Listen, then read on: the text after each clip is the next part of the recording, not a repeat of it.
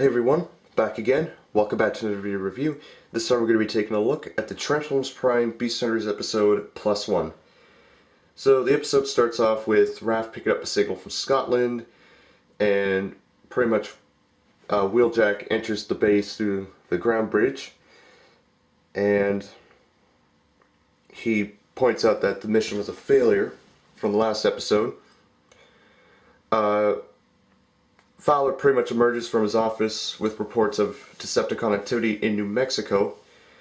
But of course, Optimus Prime and his team are still in Texas from 2 episodes ago. So pretty much, RC and Wheeljack, they head to New Mexico, and they come across pretty much a handful of vehicons which they pretty much take out easily, which, okay, they were much harder in the beginning, then why are they so easy right now? I don't know. Anyways, so then June arrives at the Autobot base to pick up some medical supplies which were donated by Fowler somehow, who asks her to call him William for some reason. Raph finds a Predacon Talon in a museum.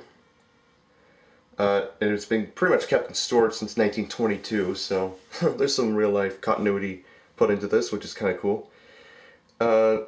So Fowler decides to go on himself, and June decides to come with him. Jack is kind of concerned about her safety, and it pretty much goes hypocritical from there, if you know what I'm saying.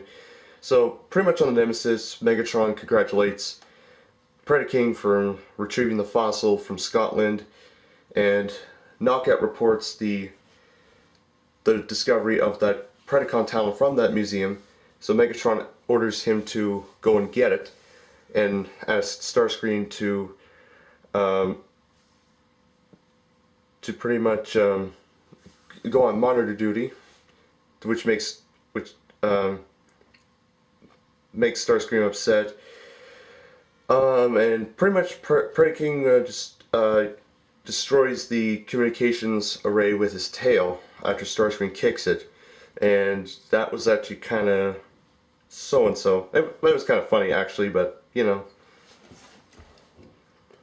So pretty much back in New Mexico, RC asks Wheeljack what's going on, and Wheeljack tries to ignore her, but RC is just pretty much that she knows, and Wheeljack's kind of pretending not to listen and whatnot. So elsewhere, Fowler and June are at the museum. They get the Predacon Talon. They talk about their personal life, okay, and then Knockout arrives and then knocks him unconscious. Somehow they end up in his trunk, and they pretty much head off into the desert. And June's cell phone was pretty much lying there, crushed on the ground.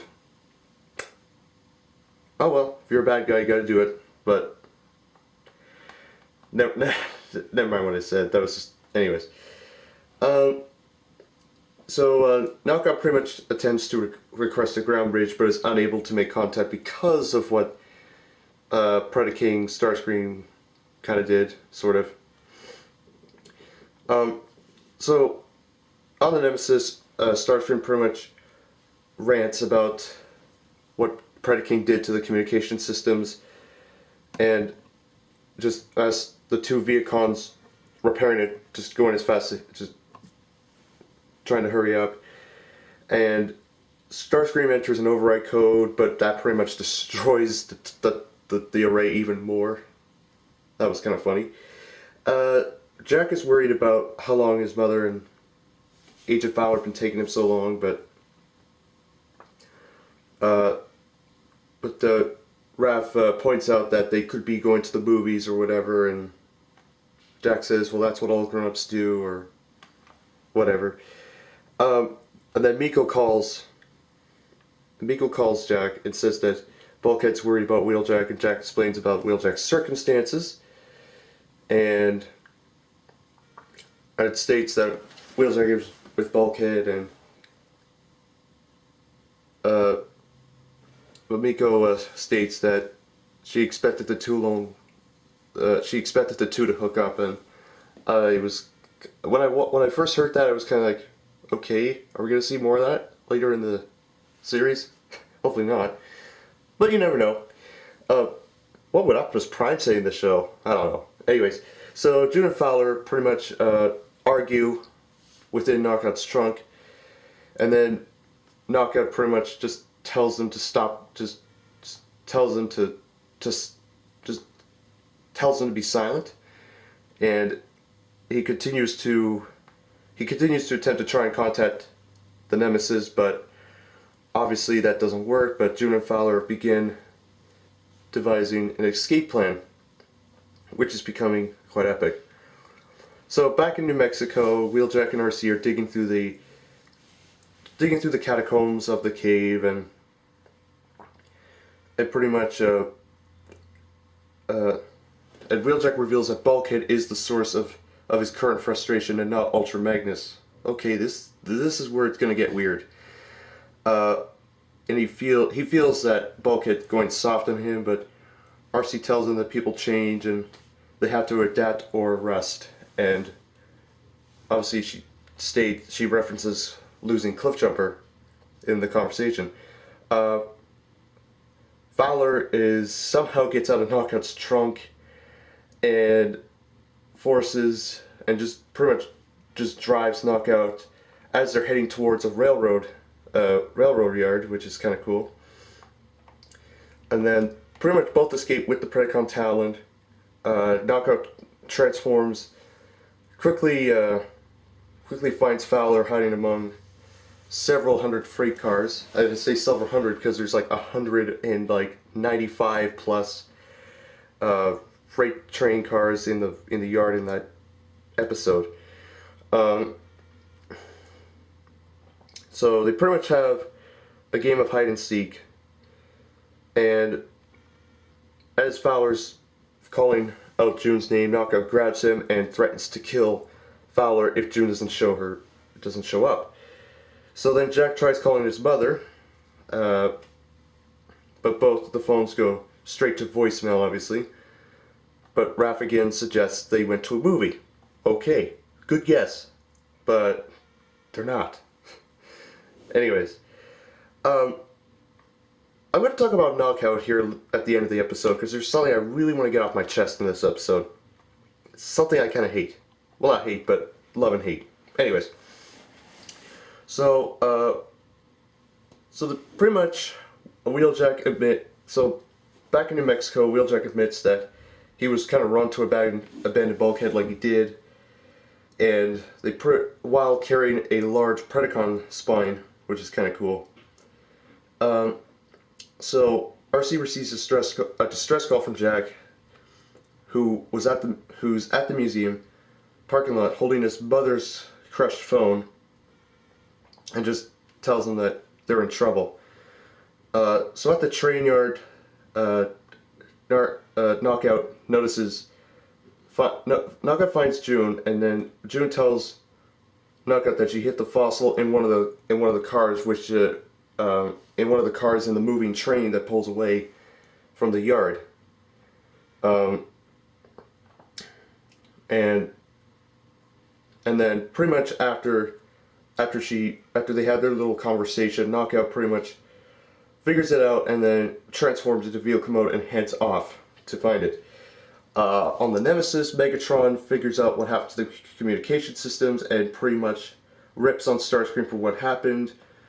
But Soundwave does get the repairs back online, and then Knockout at the time calls again and reports that he has the Predacon bone in his sights and that Wheeljack and RC are on his tail. So as they're doing that, like a squad of Insecticons, which is pretty much like 4 Insecticons, they pretty much get to Knockout's aid, but Wheeljack and RC are able to fend off the Insecticons, and then Knockout gets to the Talon, and at the same time June and Fowler are falling from Knockout, but Wheeljack's able to save them. Knockout gets the Talon, transforms again, and pretty much heads back to base with the fossil. So that was kind of a bummer. Or that is kind of a bummer, really. So at the Autobot base, Jack is relieved to see his mother again, but June then calls William Fowler Bill. Okay, cool. Then Miko teases that Jack has lost his Autobot partner to Wheeljack, but Wheeljack and Bulkhead reunite, and that was kind of cool. At the end, though, on the Nemesis, Megatron congratulates Knockout for getting the Talon, and then blames Starscream for the communications problem. But Starscream again, he blames Predaking for destroying the satellite. But while they're having their conversation, Predaking is pretty much entering Starscream's access code into the console from earlier, pretty much bringing up information about the other Predacons. So that's the end of the episode. Overall, I thought it was kind of weird in some spots. It was interesting. It was fun. It was fun to watch. However, I thought the one thing I want to get off my chest right now, Knockout was being a bit of a pervert in this episode. Yes, I'm not even kidding. He doesn't like getting his paint dirty. We all know that. But now we find out that he just dives deeper into human relationships. Yes, I know bad guys do that, but Knockout, the way he did it, unique, yes. Weird, yes. Is it necessary? No, not at all, not really. So, if he were talking to me, and my certain other, then I would just freak out. I would just certainly freak out. Anyways, but yeah, that was just sort of weird. It was kind of pervertial in some places in this episode, but other than that, it was not too bad. The action was great, and yeah, I enjoyed it. So overall, I would recommend watching it, but maybe for the younger audience, probably skip this one out. But if you really want to know more about relationships, then I guess this is the episode to watch. But anyways, so like I said, recommended. Not too bad. It could have been better in some places, but other than that, it wasn't too bad to say the least. So recommended nonetheless. So anyways, that is my video review of the Transformers Prime Beast Hunters episode +1. I will see you all very soon. I'll be back as soon as possible with my next video. And yeah, so take care, see you soon. Have a great day, and I'll catch you all later. Bye-bye.